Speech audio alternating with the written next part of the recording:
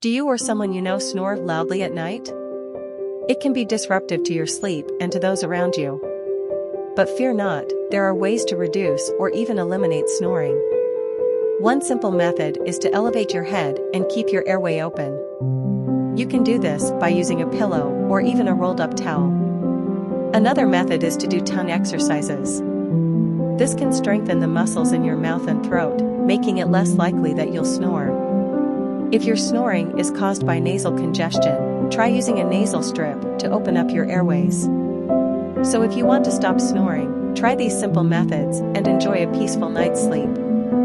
For information related to sleep, follow our account.